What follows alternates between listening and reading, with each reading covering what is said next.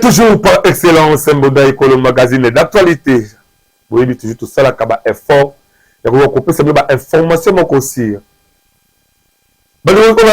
Chaque fois, à tout moment, depuis le 100 janvier, la fondation Jonathan Sangou. Il faut à tout moment que le social y a bon parce que le parti politique est belé au plus de 1000 partis politiques. Mais il est vraiment comme important, c'est bon, tout le social congolais.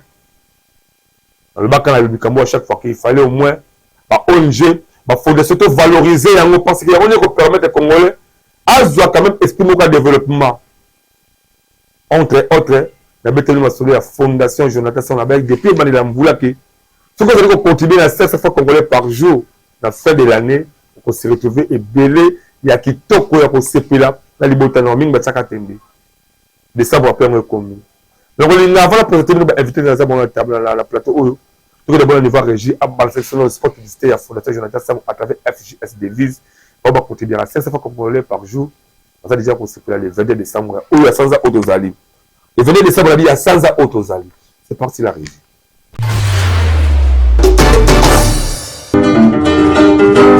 Ndeko ya Congo, papa, maman, élégé, tangu esi ebelemi, yo moto oyo ozali kolala la pongi, lamukapo, omona misala kitoko, fondation Jonathan Sangou aza kosala, à travers ba service na ebele oyo, ezana kati ya fondation. Yeba ke na fondation Jonathan Sangou, à travers FJS Devise, na 500 fois ya pamba par jour, et kosala ke, na suka mvula, Yona libota na mobimba, bolia, bomela, pebo fete kitoko. Tala ba oyo, ba pesaka confiance na fondation Jonathan Sangou, ba fete kitoko, vula oyo euti kosila. Nde biso ba mama to sepela ki to sadere na kati, to komi ko pesa ka mbongo chaque jour. Nde moto na moto ndenge ya sepela ko pesa. Avantage nange ezali parce que na musala nanga ezo sala mo makambo ebele mutu omona kake biloko eza mibale misatu na mesa biloko mukebo eme na sima nango makambo ebomba ma ya mwami réunion oyo ya fondation pona mona baninga nde bakotaki basali bazwi biloko ya ngai pe na bakinga pe fona meka na pe na kote yango na koti nde namoni ekende bien ebongo na cadre ya ba formation wana kutu lala na yo pongi ya ba bebe po ba formation eza ebele lokola make-up na misala ya ndenge na ndenge na oyo etali kozwa mosolo pona yo moto ya mombongo ndimela ngai ke soki kaka okoti kuna nyonso ekozala. Je vous informe que soki yo telemite mususu azate biso nde to bana ya Congo yo nanga tokosala ke tozala bien. Tangu tolobaki na projet FJS Devise kuna tolobaki bongisa bonane ya bana pona yo mutu ya tembe yaka le 24 décembre ya même année otozali yaka yo moko omona bimona meso ekosala yo bien pona kozwa bango ndimela ngai ndeko ya Congo benga bango kaka na ba numéro oyo pe bakoyamba yo avec impact pe na idéologie na fondation Jonathan Sangou. Pona nyonso ya social yeba ke oza mobimba. Fondation Jonathan Sangou yonde mosungi ya peuple congolais. Fondation Jonathan Sangou congolais andimi yo avec impact na idéologie yeba ke misala na yo emonani. De retour sur ce plateau exceptionnel ya Monda Ekolo magazine d'actualité. Dans la plateau oyo na président fondateur ya fondation Jonathan Sangou à qui je dis bonjour Mamboka. Bonjour, bonjour papa Alédoa. Bonne santé. Ah oui, ça va par la grâce de Dieu. Nabi ko zala ndeko mata président mais avant la présenter d'abord ndeko na ndeko évoluer là muke là. Je suis là. Président Jonathan Sangou. Vraiment. Rêve comme une réalité. Ah oui, c'est ça. C'est ça. Bonne santé à Fondation Bonne Santé République démocratique du Congo. Mboko je pense que nabi ke Kokumba Fondation donc maintenant en décembre on voulait dans la saison au Kanaki la première politique à Mboko na biso c'est pas facile là Boni. Ah oui bon en rapport d'abord il y a Mboka, République démocratique du Congo, en tant que Congolais, citoyen de paix, la RDC va très bien. C'est de paix. Je suis un citoyen de paix, c'est bien connu. Mais la fondation Jonathan Sango, une fondation. Vous promettez toujours Kimia. Mais oui, parce que nous avons besoin de Kimia na Katiamboka. Actualité, ça domine. L'ami d'abord, la Kamotu, nous tous un dépense qui a dit Mboka est ma politique. Oui. Activité tout ça, dans la politique. Ouais. Tout ça d'abord, actualité, ça domine dans le mot d'ordre des chefs de l'État. Félicitations à tirer des titres. On va continuer toujours à marteler que tout le monde a coquille interdit Congolais à réfléchir sur la Constitution. Tout ça, un problème, il y a changement ou révision. Étant le garant de la nation, donc il nous faut que ça paye. Donc il a lancé déjà, tout le monde de l'autre côté, tout le monde a opposant, non, c'est comme s'il y a encore un troisième mandat, c'est-à-dire que Luka Meyer fixe ce qu'il dit. Attends, le même modèle pour la Kabila, le même Kabaki, il n'a pas brûlé le troisième mandat. Bon, il dit, il appelle ça la politicien, d'abord, c'est celui Kabila appelle ça de faire. Alors, d'abord, on a d'abord contre la Constitution. Est-ce que vous allez pour ou vous allez contre le changement de la Constitution? Bon, à ma connaissance, la Constitution... Étant d'abord Congolais parce que vous êtes fils digne de ces pays. En tant que Congolais, s'il faut être franc, je suis pour le changement de la Constitution. Ça, c'est... Ça dépend que de moi. Exactement. Parce que... Non, vous êtes libre, vous êtes libre. Oui. Vous êtes pays purement démocratique. J'ai ma manière de voir les choses. Et puis, naebi que Constitution, il y a 2006, il y a une défaillance. Oyo lokola mutupe na leka qui quand même na ban école, je comprends qu'il y a quelques défaillances dans la constitution là. Alors il faut que mboka na biso ezwa constitution mosusu ya bien oeza adapté na logique na réalité ya congolais. Ça en tout cas, je suis trop sûr que il y a la réalité na logique ya congolais. C'est pourquoi bokomona il peut se faire une chose na kati ya mboka, mais parfois tant mususu bakondi, je peux même aller plus loin, même lui-même le président de la République, parfois il se retrouve incapable d'agir en tant que garant de la nation parce que la constitution quelque part est à pour que agir le garant de la nation. C'est pourquoi donc vous appuyez l'esprit là du chef de l'État. Pour moi, j'appuie l'idée du président de la République pour le changement de la Constitution. Est-ce que la Constitution actuelle les a vraiment empêché pour que les chefs de l'État puissent faire des mieux de manière que les Congolais puissent se réjouir? Mais affirmatif. Comment vous pouvez penser que... Dans quel domaine peut-être? Parce que beaucoup plus de gens, ça met tout dans le social. Et si on voit la Constitution, est-ce qu'on croit que la Constitution c'est empêcher comment social congolais à malam? Vous savez que la Constitution, c'est la mère de tous les autres documents. Nakati Mboka. Et en tant que maire, il y a Makamunyo surtout. Et ça na bisika oyo eza kopesa président de la République pifo. Tope courage, tope ndingisa ya kosala likambo songolo to pakala. Mais ça na bisika mususu epekisi. Dans ça bloqué. Akoki kosala te tant que parti wana na constitution elobi na ye ke yo oza na capacité te par rapport ya ba texte oyo toyokana na ngo na kati ya constitution. Parce que la constitution en soi, c'est un contrat. C'est un contrat administratif d'un pays.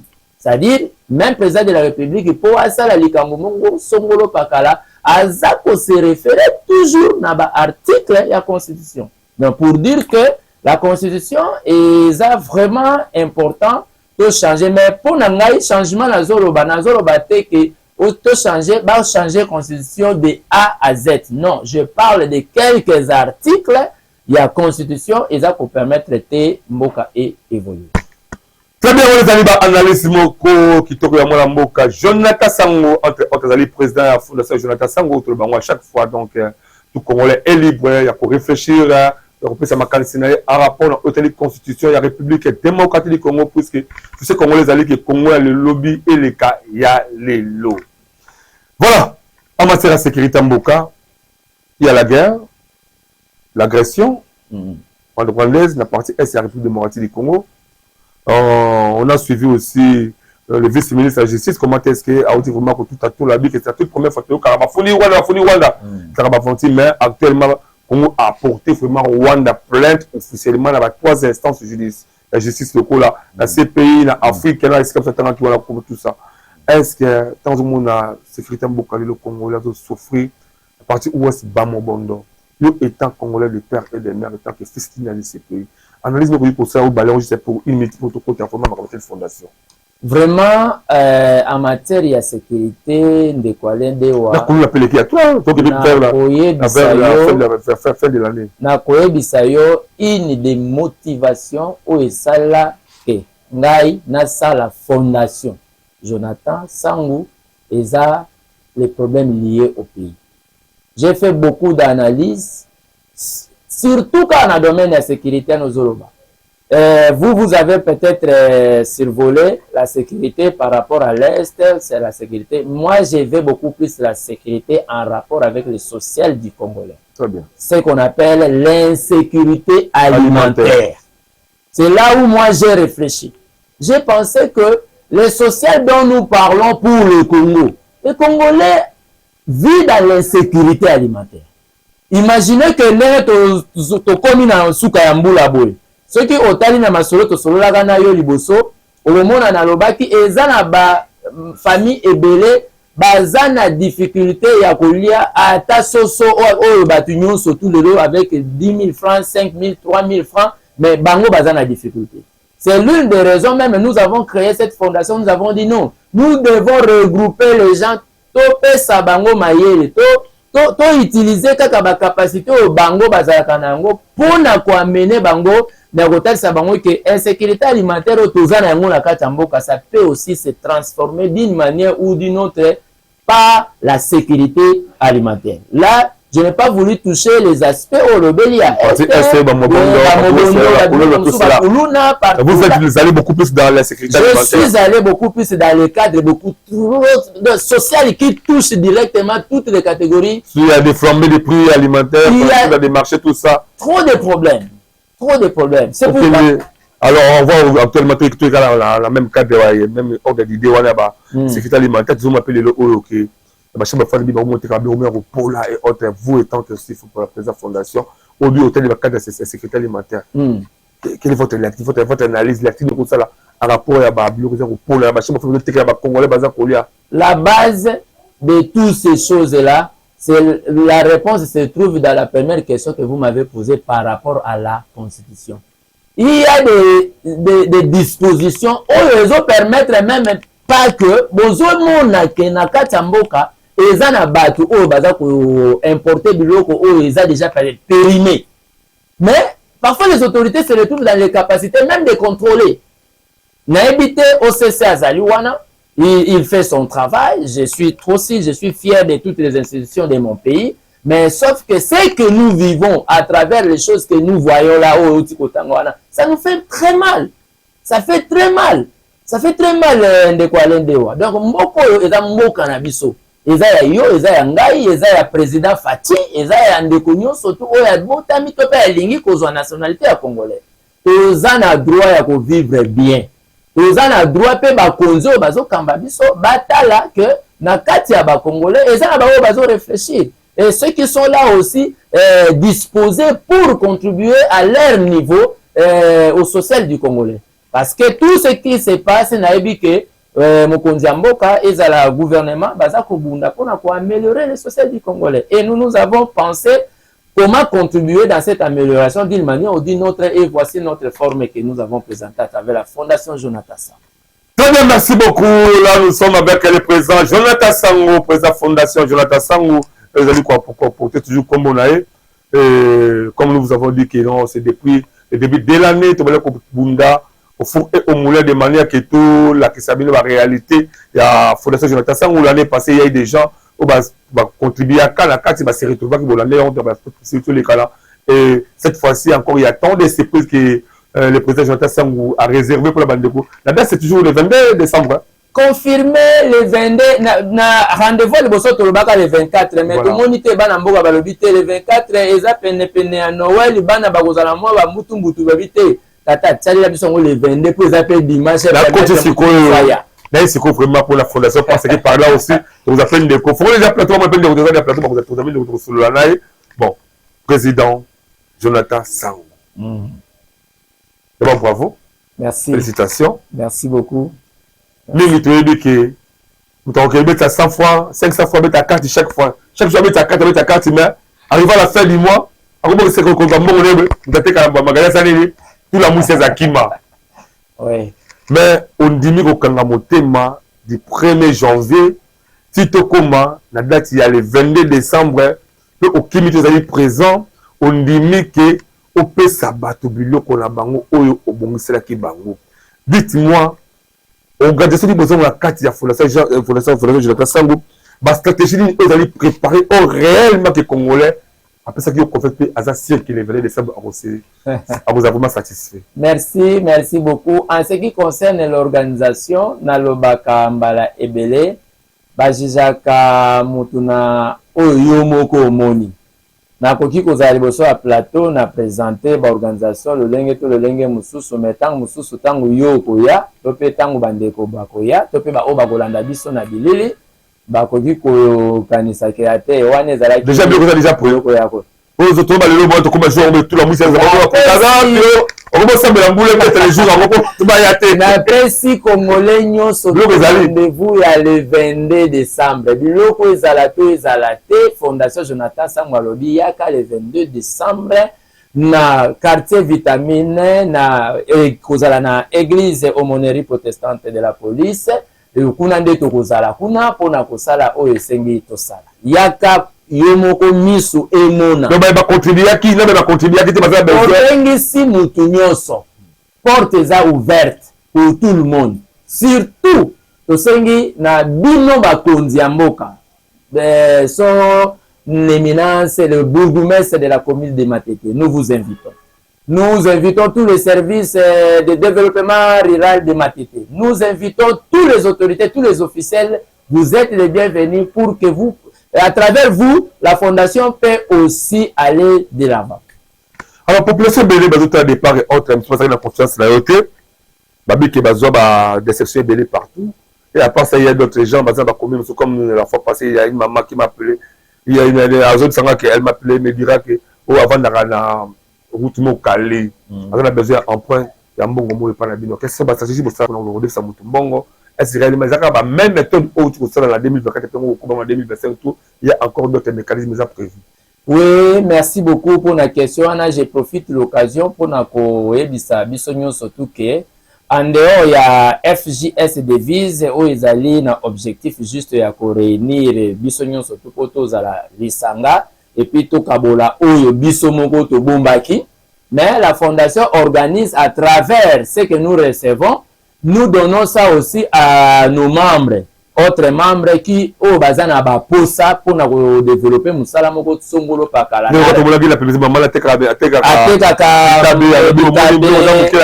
par exemple maman no monaki.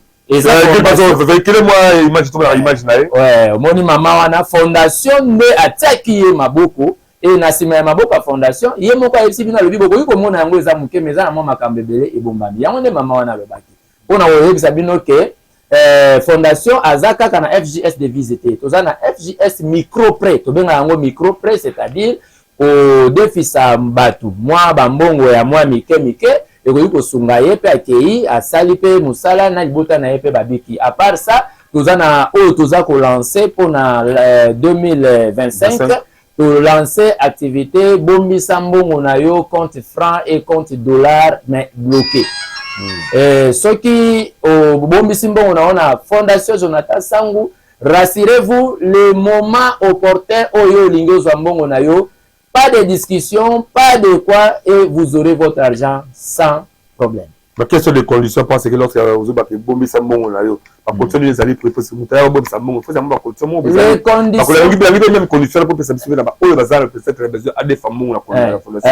il faut les aller réserver pour permettre à des femmes. Deux sortes de conditions au bisoto pesaka. Première condition, tous souhaiter que au coma moko kat nabiso membre. Ceux qui ont commis aux membres nabiso intérêt oyo ko bakisela biso eza moins que kozala membre te. C'est seulement la différence entre aux membres ça fait partie de la fondation c'est difficile. Non, ce n'est pas que c'est difficile, c'est facile pour na mutu nyonso surtout mais sauf que ceux aux membres te d'abord pour na kozwa eloko moko pa na biso eza masolo ya mbongo. mbongo ezali nde bamembre oyo yo ozoboya kokoma membre bango nde bapesaki fondation afandi na yango azwi mbongo wana ya bamembre apesi yo mpe osalela mosala yango mpe ebota ezongisa po ete fondation aza mpe na bato oyo esengi ye afuta bango alors lokola esengi ye assiste bango eza important yo ntango ozwaki ozongisela fondation na mwa intérêt nde kosalaka fondation efonctionne yango tolobaka ke soki olingi osollicite fondation eza problème te nyonso oyo oza nango bosenga fondation akodispose mais moyena une garantie oyo ekopermettre fondation ayeba ke apesaki yo mbongo ya bato eza mbongo na ye te fondation aza ndenge omoni nga boye ndeko aledewa naza kaka ngai ndenge ozomoni kaka mayele nde ezosakaleloko te nga nazali wana kaka nsima bamama oyo ozomona bapapa oyo bango nde bazosalaka fondation ezala très bien to monopoliser parole to pesa pe moninga mais la lingi d'abord enfin to parole la lingi to que d'abord c'est mama oyo baki bon on a d'autres habitants oyo nous avons beaucoup de ça c'est bien on peut battre belle quand maman au bouquet on réveille ça c'est parti la réunion.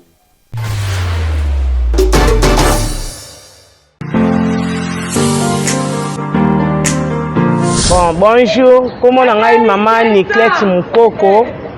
Navani na masina Petro Congo, na veni Wengo numéro 1. Awa, nazali vendeur, na tekaka banane, ndozo monaka na mesa, na oteka bitabe, na oteka nguba, na oteka ba fruits, na teka ba fruits. Bon, avantage nange ezali parce que na musala nanga ezo sala mo makambo ebele, mutu omona kake biloko eza mibale misatu na mesa biloko mukebo eme na nsima nango makambo ebombama ya mwa mingi.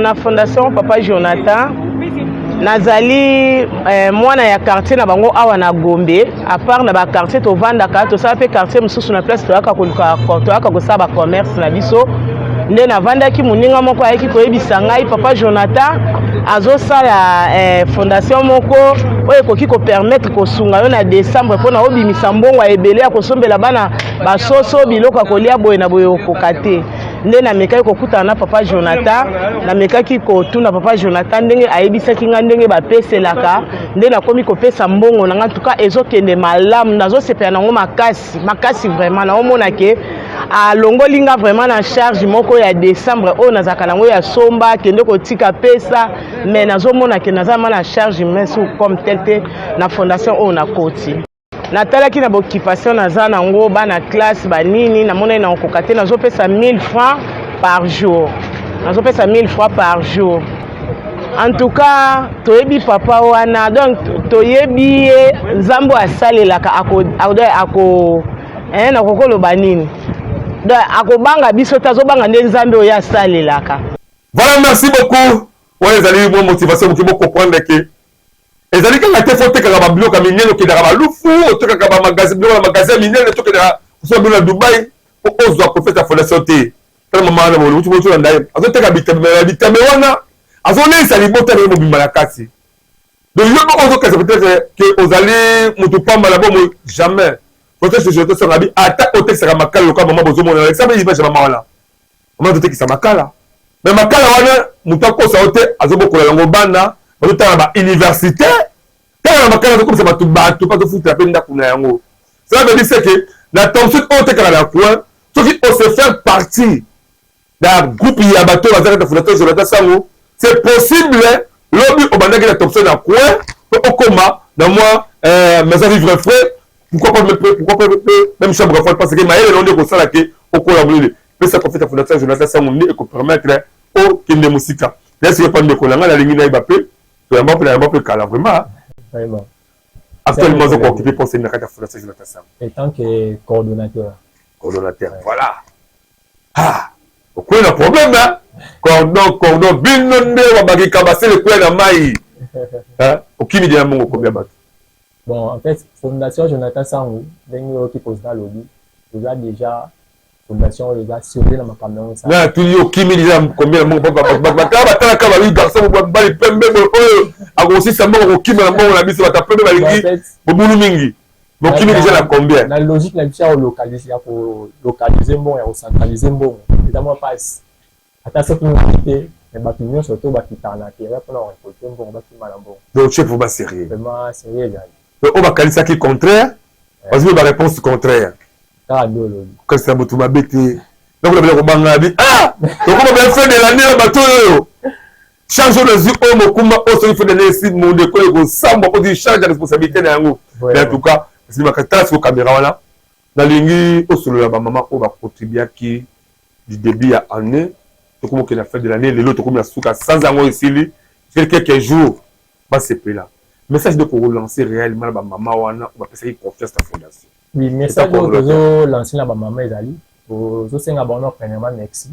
On a confiance sur la PCB sur la début parce que c'est facile. J'espère que la majorité de la maman. Oui, majorité de la maman, mais ma papa bazali. Ma maman ming ba maman commerçante. La maman qui au banda banda ma femme ménagère. Bon ça facile même l'église la quoi facile même la coupe quoi facile ma maman. Surtout ma maman ya Wenze, c'était pas facile. Ko ba ni mabilo ka bongo to ya ki liboso. Oh non. Mbala liboso. Ça ba mbongo ba on peut un exemple ya association moko ya ba groupe moko to maîtriser même pas. Mais chez Zaki ba ba raison na ba. Ya on to singa ba no merci na confiance au ba pesa liboso. Ndenge to komi na décembre o to tout ça na pene ya. Dans quelques jours. Il y a jour J. Et on te aussi dans la bango, bah oyo bazala ba retard par rapport à tant que ça qui y a 500 francs par jour, bah rapidité d'ici les 20. Bah aussi ça déjà bah vous allez retarder d'ici les 20 je pense que les parce que ça qui président na sport par le 24 mais quand il est président habité le 24 musique à Beni ba super les pas ça mon non dans l'équipe sur le 22 d'ici les 20 vous allez fondation la 4 il y a organisation nango. Oui, d'année tu prévois ma ramnabiso. Si tu sengi bango d'ici les 20 parce que tu as dit qu'il va difficulté tes alliés bah ma comme super au sala bah bilamba tes alliés et tout et tout. Donc tu sengi bango d'ici les 20 bah localiser pour ça aux ala nord bah carnet na bango. Comme ça les 22 bah se présenter pour que bah récupérer bah biloko na bango ndenge sengi la qui besoin. Et ta coordonnateur c'est que d'habiter est-ce réellement aux dans la liste la majorité vraiment bah concurrence vraiment sont basés belé bah concurrence vraiment seulement du débit si na fait des années sans problème. Oui tout dans la liste bah te belé parce que c'est aujourd'hui en tout dans bah plus de 200 membres bah contribuer qui na bah 500 là bien sûr parmi bango là bah moko bah dans la retard mais la majorité bah ça qui vraiment confiance na bango bah si déjà c'est quoi on va prévoir mais parce que les ailleurs de suivre la stratégie. Vous prévoir pour la 2025, c'est quoi pour la 2025? Est-ce réellement pour continuer quand parce que mon fois congolais on a besoin de changer 4 jours les tombes na 500 dit que l'IPZA congolais ça comme 300 le l'IP comme 500 mais sur à ton compte en 2025 vous prévoir pour continuer quand 500 francs ou trop solo là sous les bandes d'année pour créer ma stratégie bon pour la 2025 par rapport à tout parce que toujours il y a un mois de difficulté. On les a. Nayebi vraiment que Mboka peut apprécier à décevoir parce que comme belé. 366 jours. Tu m'as dit dollar vous allez sur là-bas 21 j'espère. Le dollar comme 28 500. L'eau mati. Mais moi c'est à 500 francs. Moi c'est à 500. Donc voilà déjà la difficulté. Malgré ça tout ça toujours effort pour te satisfaire ma maman. Mais tu aurais bah je pense le 22 dès que vous lancez un message par rapport à les 25 lignes tout le temps, voilà, bon, ensuite on continue à 500, ça c'est on continue à 1000 francs. Parce que ma carte à fondateur, là, on va faire ça à 1000 francs, on va faire ça à 1500, 5000 même par jour. Très bien. Puis bah on va battre là, bazar, bah aujourd'hui le coup c'est ni bazar. Puis bah on va déjà garantie, bah bon on a bango, pour la fêter la balle. Comme si on va bon même ensemble la balle de la carte. Donc à part que vous avez bilo quoi lia, oui. Et là bah on va avoir enveloppe. Là on va avoir enveloppe. Oui. Bon, la ligne d'abord, c'est que, avant de la présidente, tu as la caméra, voilà. Tu vois, 1 minute, état coordonnateur, selon l'appel à membre, on va assister qui début jusqu'à la fin. Mon message de groupe, c'est pas la bango, puis la bande de surtout au bazar, peut-être, la côté dans la fondation, à partir de la et permettre de rejoindre le navire pour délivrer tout le temps, sur le bateau. Ok, merci. Donc, lancer le message na ba maman surtout ba contribuer qui mais to bac na senga bon merci puis ba continuer jusqu'au faire sa fondation confiance pour na ba projet cycle pour ça pour lancer pour na 2025 entre autres dengue président Tikolo ba projet ya bombisa mbongo na carte ya fondation na compte ya franc soit ya dollar compte bloqué moment nyonso surtout oya otambo na yo dans la prochaine mosusu tolancé eza ya assurance ya santé ya bamembre na biso ya fondation tozala na mwa somme moko boye tokopesa oyo ezaki chaque membre ane contribuer de telle façon donc akoyi malade bien na libota na ye fondation ya koassure santé na bango eza baprojet tozolancé na 2024 yango tosengi bamama oyo nono bavandi na bandako bapapa bafamille oyo nono basadere oyo bazalaki na doute ya fondation Jonathan Sango d'ailleurs tobengi bango le 22 baya baparticipe bamona nyonso to ekoleka pour ke bayeba koparticipe tala libomo na seki nde présent makambo oyo kimona meso bomona bino mona biso kosala bien baya kosadere na 2025 kote bakotambola tolonga biso nyonso ensemble ezali insécurité alimentaire tozosibili na mboka na biso.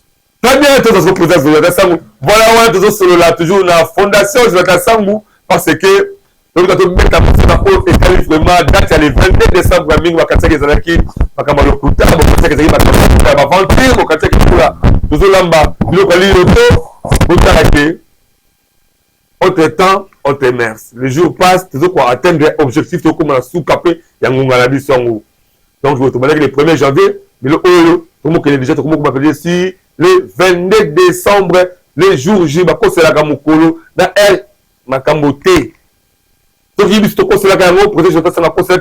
22 décembre, le toile sur les cancer, donc il y a moins de 2 semaines pour qu'il y ait déjà les Sikaro.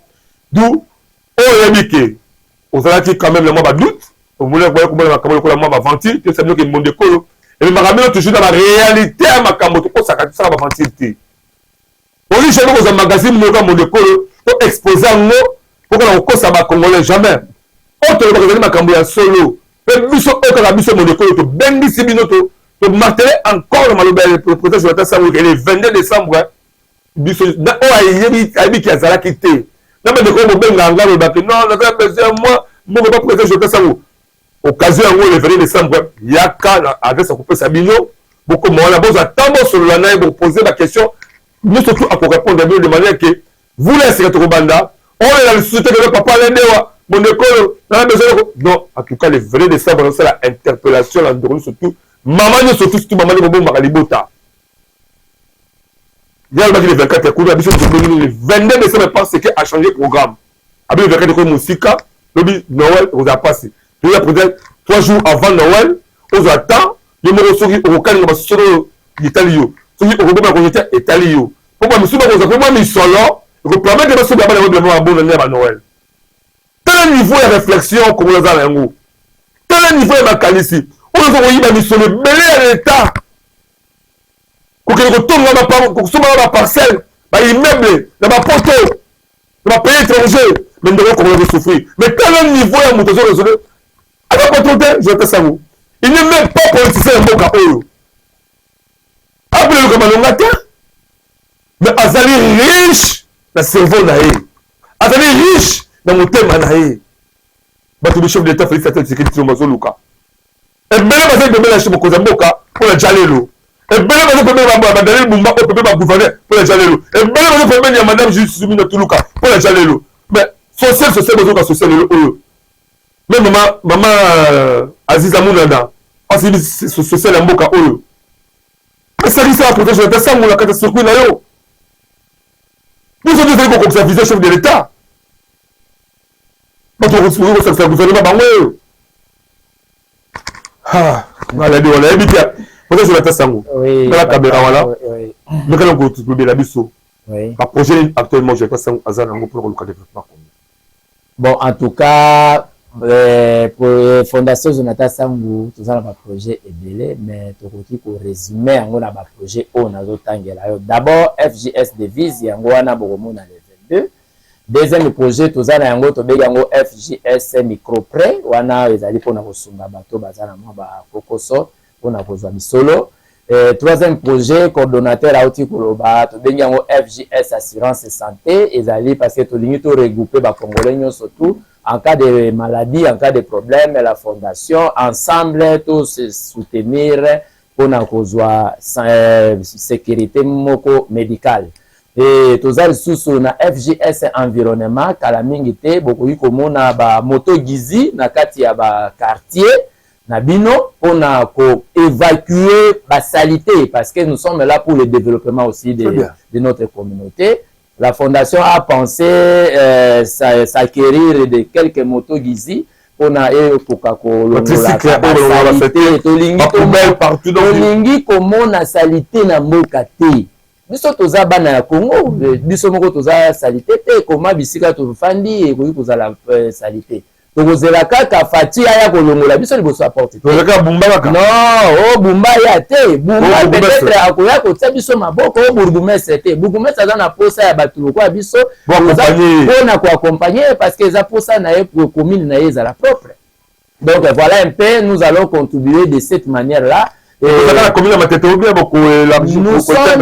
train de fournir des efforts pour que tout élargir dans tout Kinshasa. Voilà. On a des efforts na biso, et puis tous les sous na projet musu to bengi yango FJS SPSM, to bengi yango structure de promotion d'entraide sociale des membres. C'est-à-dire le quoi abatou tous na ba problèmes sociaux au ezwaka biso, ceux qui ndeko moko azui problème mariage, matanga to nini. Nous sommes là pour accompagner une telle personne. Nous avons vraiment des projets belé, à part ça. Problème il y a fondation Jonathan Sangu, yozala membre locaux, la membre azalaka membre na 4. Mais là quelles sont les conditions? Parce que tous les combattants, quelles sont les conditions pour devenir membre de la fondation Jonathan Sangu? Même en tout cas, Benjamin Kelou n'a pas non, nous avons besoin d'être membre vraiment officiellement. Pour nous comme membre, c'est facile. Premièrement, faites votre demande. Au salika la demande nayo, et ça la moins bon. En ligne ou bien en ligne comme en présentiel. Au bout de ça, la yango d'aba moyen surtout au ligne. Il suffit seulement au PC, je crois coordonnateur à 10 000 francs seulement pour na okota. Bah au PC au.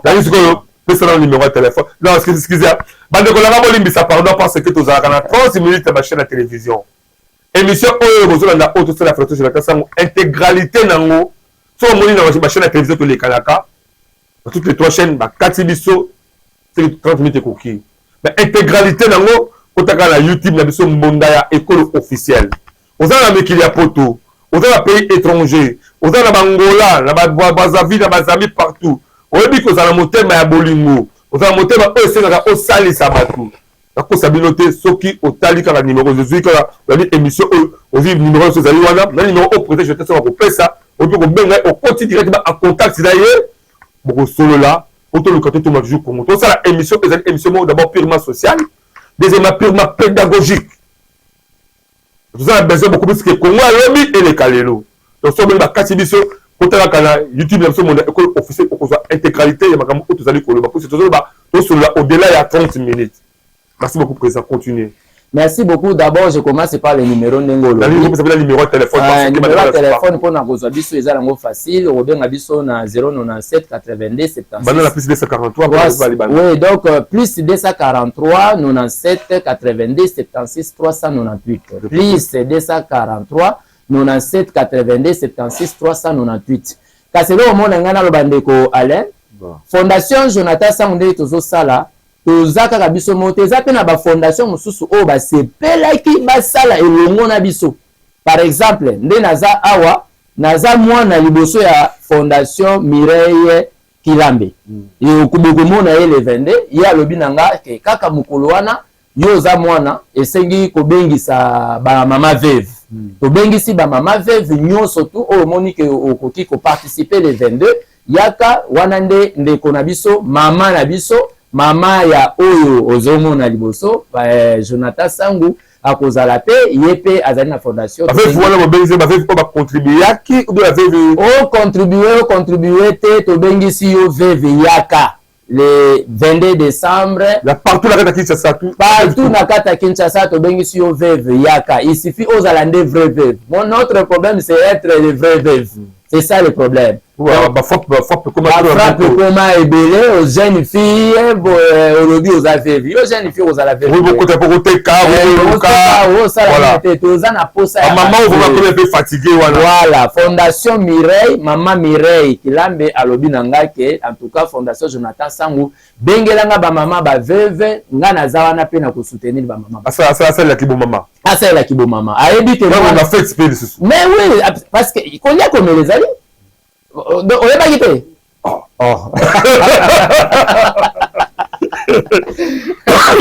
Vraiment. Voilà. Donc, maman, salut. Donc, tu commences le 22 le 25 janvier, tu vas tala, mboka na biso, toza na mboka ya kitoko. Esengi topesa elengi, topesa esengo ya Congo. Ozalaka pe mosala Nzambe. Oui. Bon, ngai ne pas passer yango mbelaka se mo kata longola pizoli na misi ya Nzambe mo se mo ata mo se mo ata 10 secondes to kodokoka. Merci beaucoup. Oui, na koyemba na lingala nzembo mingi. Nakoki te kobomba ye. Nakoki te kofanda kimia. Nakoki te nazanga maloba ye. Nakoki te kowanga na Yesu. Akanisaka nga ata nakanisi ye te. Yesu na nga o nazwa na talo yaya. Ona bolamu oyo osali ye. Voilà. Nous sommes, ça c'est l'ambiance c'est parce que tout ça c'est un bon programme. Je souhaite aussi des joyeux Noël, bonne fête l'année 2025. Est-ce que maman Eugénie Mukendi Ngeyapor, maman Bota Aledewa. En tout cas, joyeux Noël, bonne année et pas ya famille Dewa, partout ici vous allez en tout cas, qui m'y a connu Ezala, na Mabota Mabino. Joyeux Noël, la maman Brenda Kalanga, madame Yastone Bango Kana, joyeux Noël dans les procureurs, Pam, Paul, et c'est vous allez dire que Paul Moujene, la Tanganyika, n'a dit que ma société avec impact et idéologie, tout ça, tu vas continuer. Joyeux Noël là-bas, maman Nyoso, la bande de connaissances, surtout, on va contribuer qui positivement, de près ou de loin, la fondation Jonathan Sango. Parce que vous pouvez confiance, à plus de confiance, par exemple, jamais à décevoir Bino. Mais si quand le bon Zambe Zambe ba mo la kaiboti Zambe amona na à travers moninga ozali pene na yo ba lobi soki osali bolamu na ndeko ozali pene na yo soki osali bolamu que et pas ya Nzambe d'où ba oyo ba zaki vraiment na bolingo que avec fondation Jonathan Sango que réalité ko ça m'appelle ndenge ya solo donc ndoto comme réalité c'est que ba pesa confiance pas ya Nzambe parce que Zamazaki na été je ne crois pas que ngaki a abattre la date le 22 décembre, qui m'a calé la date, tout le monde a pas de décision, mais salama. Parce que abattre vraiment la date le 22, c'est parce que Azal Nzambe Katinaï. En tout cas, on soutient le joyeux Noël, puis la paix, maman, puis la bande de continuer à qui, bon niveau encore de plus, c'est pour continuer la bango, la 2025, parce que surprise, il y a mis la collègue, la première fois, ça qui bon le récit, on sait que deuxième pas, que vous allez comme qui te collègue, et surtout en plus, tout le monde que maman Mireille Kitibambe. Kilambi. En demi pour associer la fondation se dit au côté laisser va retrouver que quand c'est la fondation Jonathan Sango en tout cas ezaki ba kabe aventurité ezaki li pas seulement mo felete ezaki te que OK la restaurant maman c'est la pour ba discuter là il faut vraiment que ba travailler qui au four et au moulin avec beaucoup de peine la contribution à 500 fois congolais on lui peut-être à 300 fois le commis 500 fois bon bah maintenir toujours aux debout de manière que pas satisfait ma beauté belé ils allaient aventurité plutôt souhaiter vraiment bango ba bonne chance de manière que 2025 ils ont encore récité pour les cas et ma projet est belé si quand on dit que bande ko besu bande ko mi bali pe belé pas ko misala la projet zo ba toujours ya ko luka propriété avec ma tricycle wana donc c'est que côté ya makambo o était vraiment ba salubrité je crois très bien que les amis mi bali ba ko kota na kati ba ko sala donc moi boka Daniel Bumba na vice-gouverneur Eli Iyeli vous avez responsable numéro 1 ville professeur Kinshasa to tika ma kambe ko pesa ka ba chance kaka ba obasa de ba ministre de la communauté ba ba ministre parce que j'ai mis ça là avant député azali ya musala on pesa sur Yesu misala pourquoi azali de musala il faut pas me trouver que c'est à mon côté parce que qu'on fait c'est ma fondation la fondation Jonathan Sango azali wana vous okutana mo mboka derrière Bumba bengi payer parce que quand ça va demander pas la yoba moi c'est sûr de bloquer toujours bango ben malheur pe bango bo so bo projet la bango on peut ça bango be chance quand vous aussi bien pour je vais ça on doit vous même 200 personnes comme ça va chômeur pas parce qu'on peut pas emploi on ça chaque jour on ça rappelle ba misala ba salubrité de manière que le peut pas la mike ko sur ma bota la bango ça toujours pour la Congo le Kinshasa lobby et comme bo peto Kinshasa lobby engenga quand on va qui na vision c'est la moque Kinshasa et Kobonga. Et Kobonga à travers ma fondation, et Kobonga à travers ma ONG, et Kobonga à travers ma ministre, et Kobonga à travers ma député, et Kobonga à travers ma fondation parce que bango bango charge et ko engager ba et belé ba ça misa et ko permettre que lobby to be tatolo là Kinshasa la biso. Pour ça la sango. Donc tu tout le monde qui vraiment vers la fin autant ba combo ba fondation belé ko région de Bino le 22 décembre ko zala wala. Et il faut que la caméra voilà. La Kinois d'abord en particulier. Premièrement, la message d'Abango. Deuxièmement, au Tala, on va dire que le gouverneur ville province à Kinshasa, c'est tout ça. Troisièmement, au Tala, la diaspora. Pour qu'on ait battu maman, on va belé, surtout Bango pour continuer à belé la Bolinga Congo. La diaspora a bundara trop pour la Congo, ça c'est qu'on s'habille noté. Message nous relancer là, 3 classes on a tangeli voilà.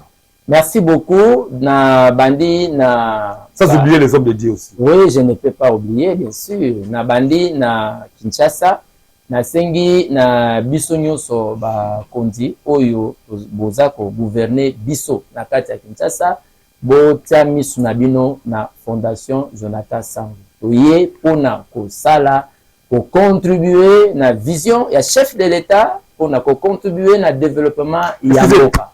On va continuer là. Oui. Est-ce que nous ne sommes pas vous avez de l'assistance, moi, vous avez un gouverneur pour vous aider tout là. Eh, Nekwale, na ebisaka yo banda fondation Oyebotama na le 7 juillet 2007. Tilelo. Toza na assistance ata ya autorité politique mon côté ya moka. Toza pe na appartenance politique mon côté. Na linga na pesa na lobalikambo oyo kwete bande komi eza mutune tuna melaka ngana batu ebeleke ese tamu yo yebo ese ozana mutu moko ya makasi azana simana ote bitozali pona mboka. Nous sommes venus pour contribuer au développement de notre propre pays, en particulier la ville de Kinshasa. Donc, vous travaillez au fou et au moulin à travers ma contribution. Vous travaillez rien que les moyens de bord et à ma membre. Ba membre wana kaka ba 500 francs wana ozoyoka o ba membre ba contribuer ka yango nde ezosala ke fondation a organiser biloko oyo nyonso ebi ke loko yoko sala mate soki mbongo te donc oyo nyonso tozosala soki esengi topesa 50 francs eza yango na yebisaki yo ke tozwaka mbongo tobombi yango na se ya mesa te tozela le 1er décembre le 31 décembre po tosombela bato biloko te. Tangu tozui bambongo epai ya batu mbongo wana toza kosalela yango na modèle na yebisio kaka les mêmes membres oyo basalaka musala moko songolo ta musu ya koteka to nini soki aye topesi ye abandi koteka na sima ye pe azozongisa la moi intérêt ezosala ke fondation et fonctionner modèle wana jusque là toza nanu na appui moko te mais nos mains sont ouvertes devant les autorités qui nous gouvernent plus particulièrement à Kinshasa. Plus loin, nous demandons à son excellence, monsieur le président de la République, Fati Beton. Mon thème à la fondation Jonathan Sango, Eza Kotale la bino po bino nde bozo kambabiso. Toye juste pour contribuer à la vision il y a sociale oyo bino bozo bunda butu pe moi pour la Congolais. Voilà, nous sommes là pour ça. En ce qui concerne la diaspora, na ebi ke na kati na bino ba diaspora. Boza ebele bato bolingaka ko tika mbongo to pe biloko na bino epai ya bato oyo basangaje pona ko sala mosala biso to kwa tondimika ko salela bino mosala yo za na poto oza musika oza na posa eloko na yo ekoma epai ya orphelin kutu ndeko ale na ngai na bosana. Je vous dis que même le 22 décembre, nous aurons un orphelinat que nous allons recevoir le même jour. Très bien. Ce que Tsetembe Yaka Omo, on appelle Bangomoko Bana. Donc, Bangomoko orphelinat wana, Bangomoko Bakoloba, Bakola Sabino, Obiso Tozali, Obiso Tozabosala. Yamoto Sengi Nabino ba diaspora nyoso bozola na biso, Bomabotsa Fondation Jonathan Sango Maboko, et nous sommes là pour travailler en faveur de notre pays, la République démocratique du Congo en particulier et pour l'Afrique en général. Sans oublier tous les hommes de Dieu. Nazali Moko Kati Nabino, Moussel Nanzambe, Naseng Nabino Basa Nzambe Nyon Sotu, Oyo, Kumisaka Nzambe, Yesu Loko La Kolo Pe Mobiksi, Botia Fondation Jonathan Sango na Losambo Nabino, Pe Bo soutenir Fondation Jonathan Sango. Ensemble avec Dieu, nous irons en avant. tout sur la plaine de Rokula, tout ça ce qu'on a le basket à coordonnateur, pour tout faire la souka émission de manière avant que tout ça c'est mal pas vous avez Jonathan Sangou, tout sur la coordonnateur, le message ça, on a zobé un peu mal de vraiment bon ça va diaspora partout. Ça passe ya. Quand on a sur la bateau moko boy, on passe dans bon Rokula, il dit bon à Kayou ndenge zalaka. Kayou za passe na poto mi bakata poto ça facile. On a parlé la poto. La vente la poto na bi passe à Kayou. Utina mongo à la Congo, ba sakana nango. Le oyo bénédiction utaka à travers isungi ko sunga balde ko ndena ndenge. La fondation Jonathan Sangou ezali wana. E fungoli maboko. E belé pas na bino, ba de ba diaspora pour soutenir bango. Ba ofele ba taper kati na bango. Musu ba sangi même atela mbako lata. Bona ne yango ba kolia ni ba komela nini? Kabila ba de ba diaspora. Ndenge bo za souci à Congo. Cordon, comme na souka, sur le moment quand belé, tous les autres développement à Congo, surtout beaucoup pour combattre la sécurité alimentaire et aussi bah projet belé offre ça à présent na yango na il autre matérialisé d'être au monde on dit à les années décembre il faut maintenant tout clôturer la bino le bannière c'est pour que nous allons vis-à-vis de membres la bino peut vis-à-vis de tant que coordonnateur de la population bazou lando actuellement la bi vraiment soit temps dans une minute au balaye au état de coordonnateur message nous pour lancer le message à relancer na ba membre na biso on a ba contribuable les surtout to tambolna bango toute une année na projet à FJS Movies ezali rendez-vous pour 2022 ngé tout pour lancer awa rendez-vous 2022 décembre 13h déjà tout tani na matete na église na 13h déjà voilà tout tani na matete na église à Michoni Monnerie la police c'est ba référence oui donc on est à bon ba so uta misika ba uta ba chango ba uta ba kandu ka ba ba ba mona toza juste dans matete référence rond-point Moussoudia référence Moussou ezali église les vainqueurs ce qui excusez-moi ce qui muta petit le kola na mongo wana za matete akuya zelani pesa vraiment pas c'est là ko la de sayo dans un appel mon sur la télévision tout ça TV WhatsApp tout ça appel là mais nous bazana quand luka ba benga biso itango bazo benga biso après ça besoin fondation Jonathan Sangou akuta wota biso aya ka mona réel ba musu bali kaka bi président lo bala kata sport de boya bo mona bo vivre ki mona meso aya mona peut se confiance ndakitia vous amatete akozwa mutu kanini pour akoma et pas la bien tout akobika la vous amatete mutakiti na wenze ya matete ezana ba taxi ezawana ezana ba moto gizi ezawana azui kiimbi akiti na rond-point Moussoudia na vainqueur na rond-point Moussoudia na rond-point Moussoudia na omona da pancarte na biso ya fondation ezala juste na rond-point na triangle mo ezawana omona da pancarte ezali kati sina yango kito kati na ngambo ya vitamine na ngambo ya vitamine pour avancer au mon église ezana ya Michoni église ya Michoni ezawana monnerie à la police ezawana juste le 22 tout en la biso surtout pour que to participer na ce numéro encore pour clôturer voilà numéro sur le mobile en coordination ezali 081 73 17 019 wana aussi coordination au commun bureau na coordonnateur dans ce numéro le parce que moi on répète tout ce numéro président pas comme la bien vous vraiment voilà donc coordination ils ont directement vous plus 243 83 73 17 019.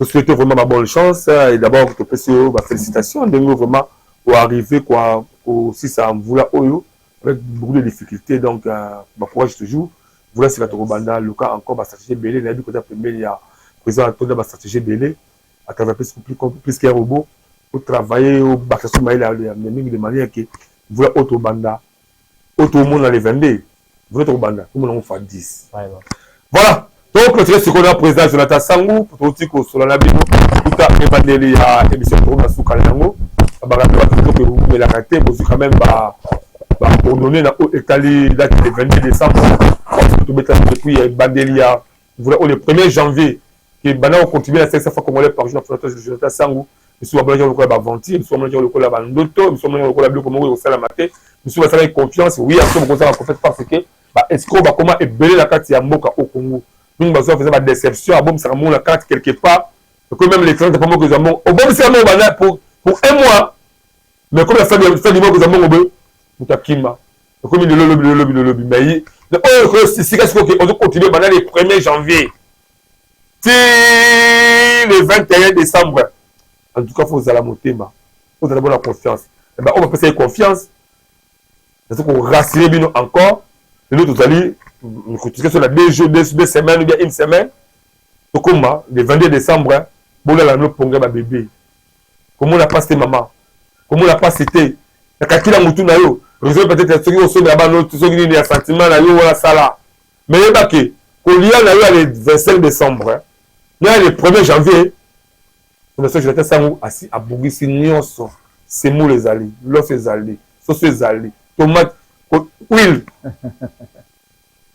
Ngai na moni yango. Tout n'a pour la bino. Mais il a filmé, à bout qu'on filmé té. Si il y a mon nom, on va surprise. Président. Merci de Mbaki Bisso. Merci. Merci, tu peux d'abord merci là. Moni Mondeko Zali, magazine à Moni Namboka. Oui. Vous avez qui n'a pas banga. Vous avez fait la banga, le bandit l'envoula. Oui. Toute la déception, la fin de l'année, Bakimi.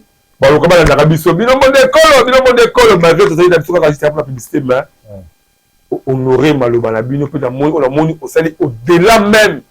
Autokanisaki. T'as la caméra, t'as l'équipe qui va accompagner du début à l'année. Si la souka année, je crois que les dernières émissions, à part conférence de presse, c'est ça la dernière émission. T'as l'équipe Nayo, t'as la maman, on va penser qu'il y a confiance, la fidélité là-bas. Lancez message à Souka. Maintenant, il va Souka au monde le bité au loba. Merci, merci beaucoup. Ndenge Ndeko Alain Dewa Aoti Koloba. Le vœu de mon cœur pour Nasiko Eza, couper ça d'abord équipe pour Totambola Ina Bango depuis le 1er janvier. Si toujours le 22 décembre, c'est-à-dire jusqu'à ce que nous allons terminer cette année, le 31 décembre 2024. Nazope Sabino, merci. Surtout pour la confiance au Bosala Kingai. Eza facilité pour accepter Moutou. Botambola Naye, tantôt. Ba maman, nazomona ba maman la biso, ce sont des mamans responsables, des mamans mariées, des femmes mariées. Mais ba zalaki dévoué corps, âme et esprit. Bango moko même ba kotaki sur terrain, bo zwaki ba mbongo ya batu, c'était pas facile côté maman ni makosala musala bongo, mais quand même vous aviez accepté et ça et bilembo tal ça a été bon même ni vraiment ngana katsa mutema na bino na pesi bino merci. Le vœu de mon cœur, Kenzambe, vraiment, à Pambolabino, plus particulièrement, je peux commencer même à citer, Papa Nabiso, coordonnateur Edric, na PCP, merci, na PCP, Maman Nabiso, Maman Emerline, Madame Emerline, merci, na PCP, Maman Nabiso Sele, merci, pour na Onyos Tubo, ça là qui je ne peux pas oublier, Oyo a Tambola Kananga, Oyo a Pesa Kanga Mayele, Oyo a Soutena Kanga de tous les coins, maman Ange Masengu, vraiment na pesi merci, yende maman Yabana, na koti ko sotete. Sans plus tarder, na bosani pete maman Mireille Kilambe, oyo à tout moment, nzela nyonso nazala kalobakate, yende ozala le 22, et si kozali maman na pesi mbote, pota azali kaka na kati ya musala yango, na pesi mbote maman, vraiment na pesi pe merci pour na confiance yo pesi biso bana. Na koyi ko bosa na te maman tambolaka yemote atambolaka toujours na papa. Papa apôtre Serge Olivier Lukanga. Si vous allez papa na pesi mbote, vraiment na sepeli votre soutien, votre prière, votre accompagnement sont restés vraiment gravés dans nos cœurs et puis nous sommes là pour faire le meilleur de nous-mêmes en tant que vos fils. Parce que biso toza bana liboso ya mama wana na papa wana. So bomoni ngai nazao nazalelo loyembo yembami partout que ote tala landaki papa wana azali boye akota boye nganga kaka tende mutu apambolaka nzambe atombolaka nzambe azanzambe soki ondimela ya solo na yebisi bino ke nzambe aza capable ya kosalela biso makambo ya minene yango na bosa na kate kopesa papa wana papa apôtre Serge Lukanga merci pour na soutien na yo ezala sur le plan prière, sur le plan financier, sur le plan accompagnement na pesi bino merci Nazo Soukissa, merci Nangai à son excellence, monsieur le président de la République, au gouverneur de la ville de Kinshasa, sans oublier les bourgmestres de la commune de Matete en particulier. Tous les autorités qui nous soutiennent, les autorités de la commune, en l'occurrence la culture et art, napesi bino merci, napesi bandeko ya deko nyonso merci, chef du quartier na biso esiko ozali, napesi bino merci, rendez-vous biso nyonso tozui le 22 na quartier vitamine 1 numéro 11. Référence Are Musuja. Bisonde nyonso tokutani mokolo wana Nzambe a pambola bi. Voilà, ça est fini. Ça a été plaisir pour nous ya koyamba Fondation Jonathan Sangou pour que tout détail du moins autour ça depuis Ebangelia année pour na suka année. Beaucoup bandima qui te la réalité, le comme réalité. Voilà. Tout le temps voilà Nzambe c'est ngeli boule. C'est beaucoup plus les politiciens. Ils font la mitema. Bolinga Congo, les athées au Sombaka toujours ba immeuble na Baliba na Mbokati. Bolinga Congo, les alliés à rapport ya kolinga au sunga ba bazana passi. Au côté après roye ba bande Congo bande ko wana wapi. Au côté mi na kata ba fondation de découvrir ce que ba vivre na ba orphelin bazali. Mais bi besoin ko recommander yango. À travers Fondation Jonathan Sangou, si vous bengier, vous sangani nae, vous pesiez vraiment maboko. Je crois bien et j'ai aussi la certitude qu'il partit en Mboka, Bakoloba, et Bakotombola vraiment que Congo, ils allaient Mboka c'est moi pour vivre. C'est parce que le président Jonathan Sangou a la vision mon quoi monene, tant que Baminga dit pour tout ça quand la télévision, parce la vision mon quoi on a mon a vraiment flatté sur ça. On peut essayer chance voilà. Merci Benjamin Kilunga, merci Igrid Mateta, merci l'équipe Mounioni à Bonda École magazine d'actualité la chaîne O toujours pour accompagner Bissot. Vous êtes toujours branché dans la programme Bonda École magazine d'actualité. Abonnez-vous toujours massivement dans notre chaîne YouTube Bonda École officielle. On se retrouve prochainement dans un autre numéro. Rendez-vous le 22 décembre dans la commune de Matete avec Fondation Jonathan Sangou. Est-ce qu'on va contribuer à qui? Est-ce qu'on va vivre au Bazali vraiment invité? Est-ce qu'on va faire comme moi attaquer mon ami? Je pense que vous assurez Maël pour entamer 2025 avec beaucoup de courage, avec beaucoup de confiance. Je vous aime beaucoup plus. Bye. Merci pour les gens. Merci beaucoup.